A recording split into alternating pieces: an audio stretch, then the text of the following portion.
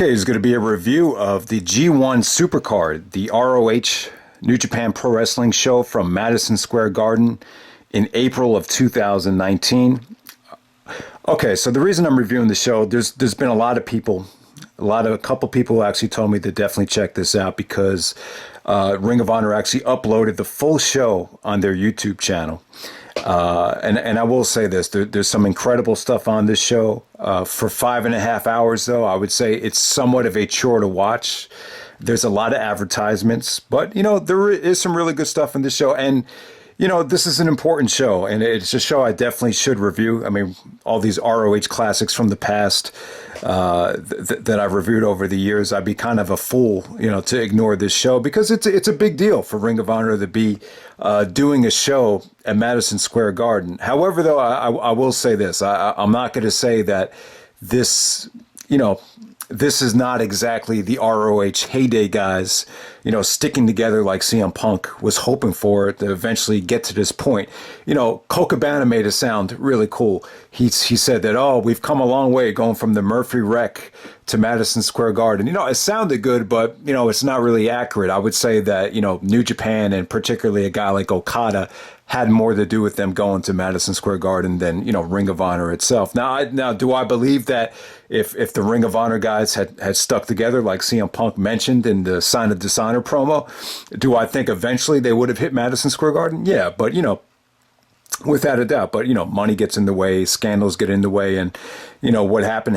And a lot of the ROH guys, moved on to WWE and, TNA or whatever. But yeah, let's get right down to it. Madison Square Garden is very important to me as probably even more so in terms of sports. When I was growing up, I was a huge Knicks fan, so I have great memories of the Garden. All these great basketball and NBA moments that took place in the Garden. The Rangers winning the cup in hockey in 1994. That's probably the defining moment in terms of sports, since I've been alive. That's the last time a major team won a championship at the Garden. Game 7 against the Vancouver Canucks in 1994 with Messier holding up the cup. That celebration, awesome stuff. That really holds a special place in my heart. And in terms of wrestling too, WWE Madison Square Garden, this is hollow ground. This is the most sacred arena that the WWE has ever really held, events in, going back to Hogan winning the title, everything with Bob Backlund, Shawn Michaels winning the title at Survivor Series 2002. In terms of matches go, that might be my favorite MSG moment in terms of WWE stuff. Triple H's return in 2002 at the Garden. That's another special moment, but we could go on and on about great moments at the Garden, and we finally have Ring of Honor coming to Madison Square Garden with New Japan. So let's get right down to it. The first match of the night was the Honor Rumble for a future shot at the ROH World title. All right, so this definitely had, this was something to see. I'm not sure if Truth Slayer reviewed this show, but if he did, he would have loved this. You got the Great Muta coming out and Jushin Thunder Liger. It came down to those two guys, and then Kenny King, kind of came out of nowhere and last eliminated Jushin Thunder Liger. Not a very entertaining match to watch. Very tough to watch at some points, but it really makes you appreciate, how much work can go into putting on a good Royal Rumble. So this was just about, just seeing, some of the legends, some of the New Japan talent that's kind of deteriorated over the years. And you got to see, Kenny King and Red Titus were in the match. You saw Delirious come out. Who else was in this match? The one guy that I was like, why is he in this match? That guy is Shingo. I was like, man, you could have put Shingo in something monumental on this show.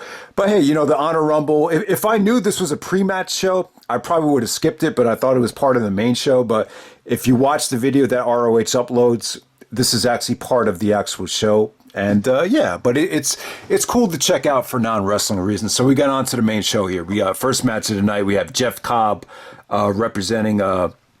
Okay, all right. So with this, the winner takes all match for the Never Openweight and ROH World Championship. So you have Jeff Cobb, the ROH World Television Champion, taking on Will Ospreay, the Never Openweight Champion. And I thought this was awesome stuff. I mean, it didn't really go that long, but yeah, Jeff Cobb He put together some amazing, power moves.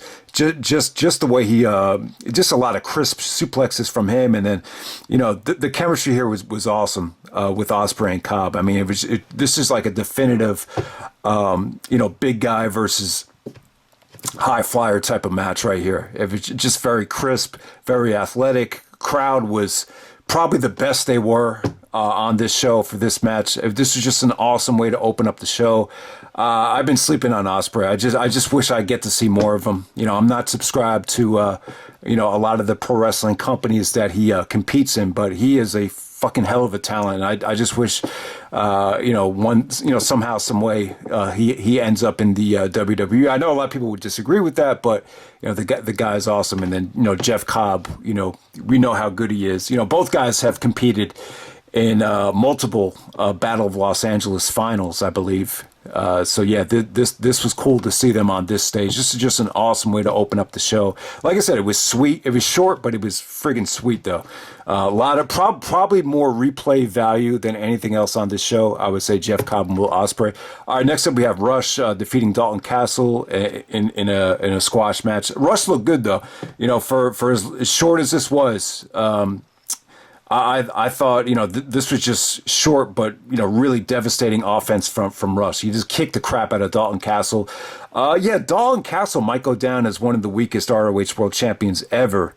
I mean, I've never been a big fan of him. Now, I don't want to criticize him too much because I didn't see any of his reign. I imagine, he's the guy that actually beat Cody Rhodes for the ROH World title, so I don't want to crap on him too much. But I've just never been a big fan. Never been a big fan of the gimmick. The boys are out there. I think Dalton Castle actually beat down the boys after losing in this fashion. So, this was, surprisingly, I was glad that it was short, though. But, Rush is a hell of a talent, though. I believe he actually became ROH World Champion. Maybe he's still the ROH World Champion. I think he's the last guy to officially hold it. But, now with the pandemic going on, I'm not sure if they stripped him of the belt or not. All right, so next up we have the darkest moment of the show. We have Kelly Klein taking on Mayu Iwatani.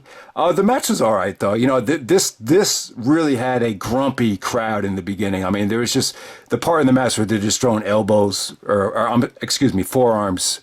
You just heard like a lot of groaning and just a lot of boredom throughout the crowd. But, they turned it around, though. Kelly actually looked dominant towards the end. It ended up not being that bad of a match, but the post-match with the beautiful people coming out, and then we had the exotic goddess, Mandy Leon, coming out and siding with the, beautiful people. That was kind of a lame segment. That was probably the dullest. It very awkward. It just didn't come off that good. I'm not a big Mandy Leon fan. I've heard from people inside the business that she's actually very lame.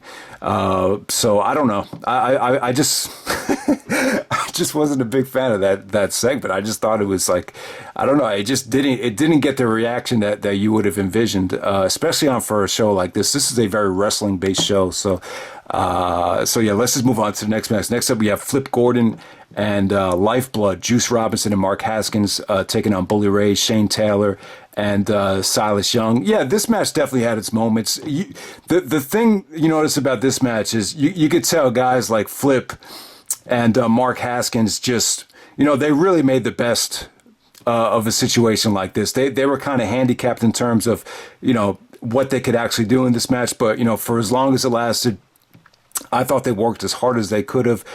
There was actually a guy rapping out there talking about how, we're live from the Garden, and he was getting like shitted on like crazy. Then Bully Ray came out and, beat the shit out of him.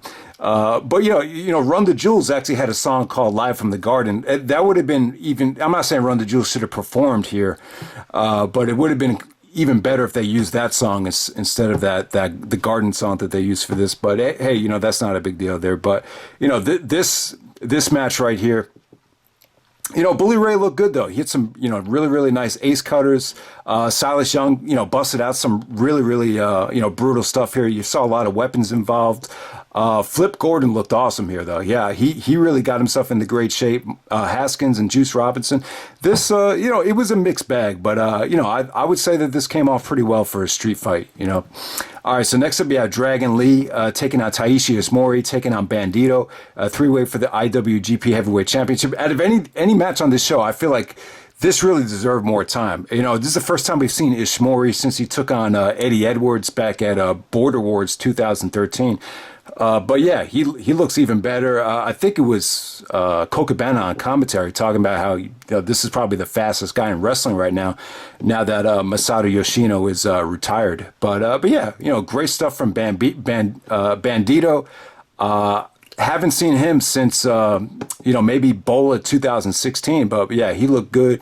Him and Dragon Lee, there was just some really, really creative combinations for a three-way match here. So yeah, just really good stuff. Dragon Lee is the new IWGP Junior Heavyweight Champion. So from there, next up we have the Guerillas of Destiny taking on the Villain Enterprises, taking on the Los Ingobernables de Japon.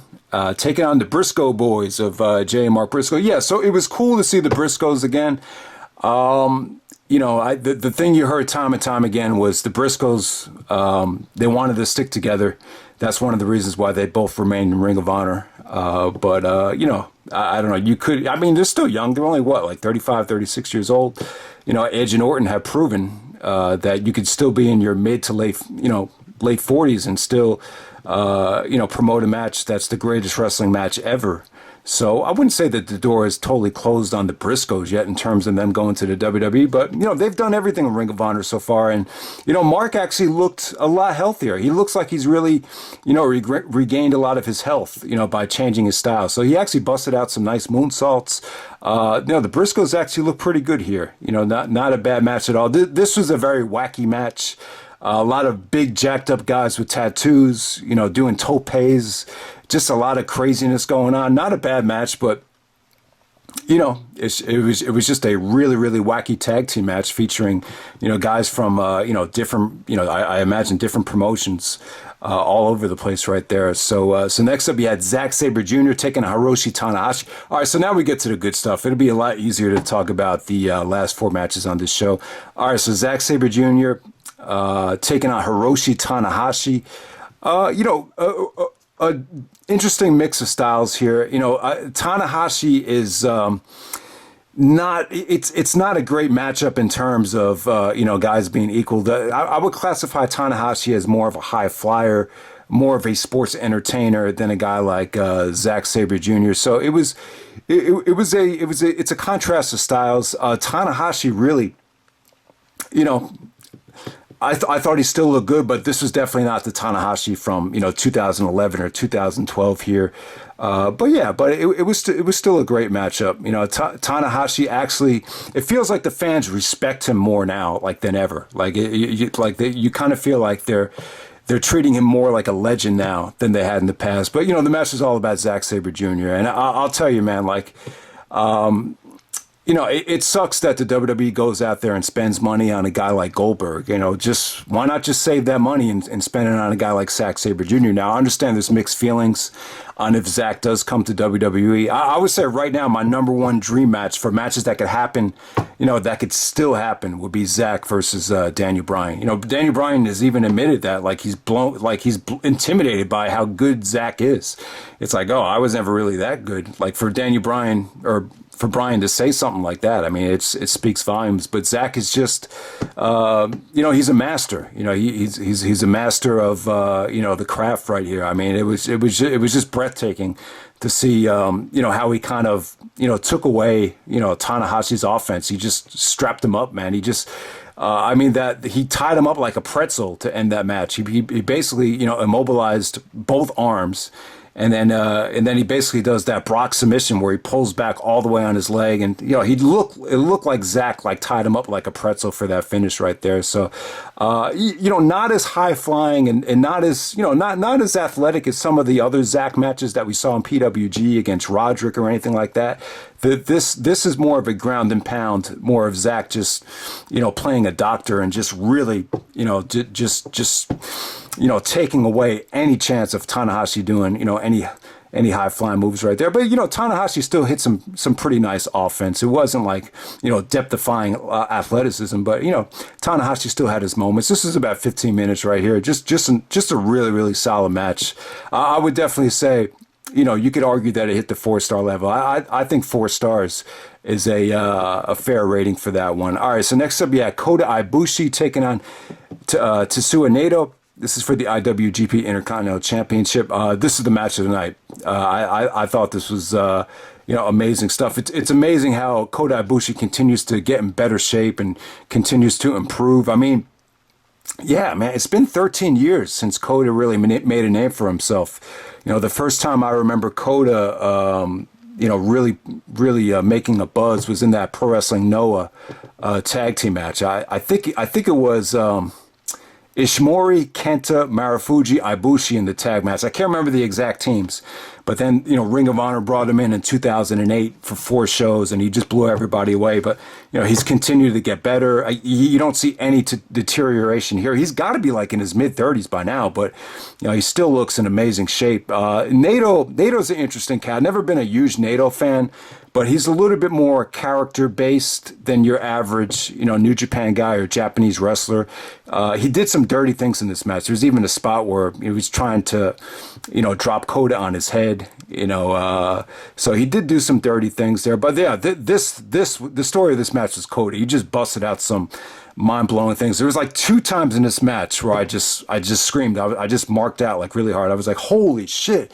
I was like, damn, like it's been a long time since I caught myself just really just being blown away by, some of the sequences. They were actually on this outside of the ring apron. Naito starts running towards Kota, and then Kota just hurricane runs him off the edge of the ring apron. That was a must-see spot. I mean, just some of the knees that Kota threw at Naito were just, breathtaking. Just beautiful offense from Kota. Beautiful transitions to the German suplex. Just really, really good stuff. So Naito actually beat Jericho to win the Intercontinental Championship they talked about at Wrestle Kingdom. But yeah, man, Kota Ibushi still the man to me. So that was my personal pick for match of the night. All right, so next up we have Matt Taven taking on Jay Lethal, taking on Marty Scurll. This is a 3-way ladder match for the ROH World Title. All right, there's a lot to digest here. There's definitely a lot to take in. Okay, all right. So I really didn't like the fact that this was a ladder match. However, though, there's two reasons kind of make sense. I think if Taven was going to win the belt in the fashion that he did, I think sometimes it makes a lot more sense for the heel to win it in a ladder match. Look, a ladder match is actually, it's actually good heat for the heel, especially when you see them climbing up to get the belt. A lot of times, like, that's really good heat. And the other thing would be, Shawn Michaels' Razor Ramon took place in Madison Square Garden. You want to kind of do a ladder match there. So yeah, but this is just this combination. I just thought the ladder match hurt them. I really did. I think I have mixed feelings on ladder matches. Sometimes, like if it's a combination like Benoit and Jericho, Benoit and Jericho's best match was a ladder match, and those are arguably the two of my favorite wrestlers of all time. So the fact that they had their best match in a ladder match is proof that sometimes a ladder could actually help. In this situation, I just thought it hurt. I just thought there was a lot of dry spots. I thought it was booked way too long. I thought it was, I just thought there was more ugly than good. But at the same time, there was still some. There was still some really, really good stuff. Marty definitely had his moments. Lethal, definitely took a lot of chances. Elbow drop off the top of the ladder through a table. Taven took a pretty nasty bump when they had the ladder, they had both ladders folded like an X. All right, so here's the other part in the match. So after the 2 ladders that formed an X, when they threw those 2 ladders out of the ring, it actually hit a fan in the front row. Now they had a wide shot on the hit, so I didn't really see it up close. It was hard to really see how much contact that was made. But honestly, the fans started chanting, "That's a lawsuit." And, there's rumors that, this match almost ruined ROH because of the potential lawsuit. Honestly, I don't think it's that big of a deal. My take on it is this. I've been in the second row where, Austin Aries is coming 100 miles at you with a, missile drop kick. And the fans, when you see that happening, you just kind of get out of the way. And there's been ROH matches where Brian's like, "Get out of the way, get out of the way," and then he does his dive into the crowd. I just think if you're going to sit in the front row, you gotta be prepared. You got to be able to, duck and move out of the way. I think it might have been a girl that got hit too, but I'm not sure. I know there was it looked like there was like a Puerto Rican girl in the front row. That might have been the girl that got hit. But you know what? I just don't think that the bump was that big of a deal. I've taken bigger bumps, hitting my head in my laundry room. So I don't know. I don't think there's going to be a big lawsuit. But it was funny how they were chanting that's a lawsuit. But Taven actually wins the ROH World Title. Marty's never been ROH World Champion, which is funny. Chase was telling me that, Chase, I used to do basketball videos with him. He used to do videos with True Slayer back in the day, if you don't know who I'm talking about. But he was actually telling me that ROH is paying Marty Scurll $650,000 a year, just so he doesn't go to the, part of it, they want to keep him on the roster because he's one of the best wrestlers. But, this wasn't a great showcase from him. $650,000 a year.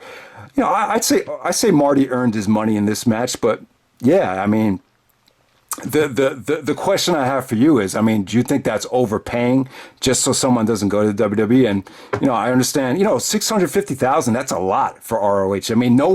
No one was making at least, I'll tell you, like back in the heyday, I don't think anyone was making, 100,000 even just from ROH. Maybe Bryan Danielson was making over 100 when you combine it with everything else he was doing overseas. But yeah, that's a lot of money to be dishing out, just to keep someone away from WWE. But the question is, like, how long should Marty really, just accept that, I'm sure he'd probably be making more money in ROH than WWE right now. But eventually down the road, it's like, at what age does he have to reconsider? But, we'll see what happens there.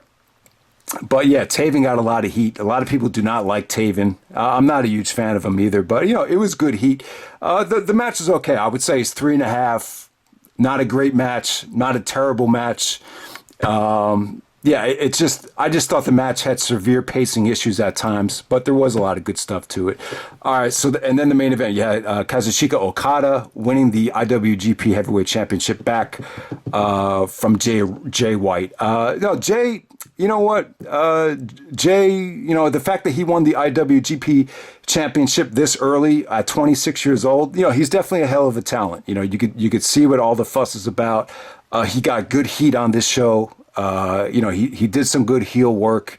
The fans are really, the fans were really giving it to Matt Taven and Jay White, especially in this match right here. Okada, I got to give Okada credit. I'll tell you what, like without Okada, I don't think the Madison Square Garden show happens. When we first saw Okada back at Wrestle Kingdom 2012, it was just, you didn't really think much of him, but, every single pay-per-view after that, he kept on elevating himself, and the guy's a hell of a talent. His theme music is awesome. He's got great star power.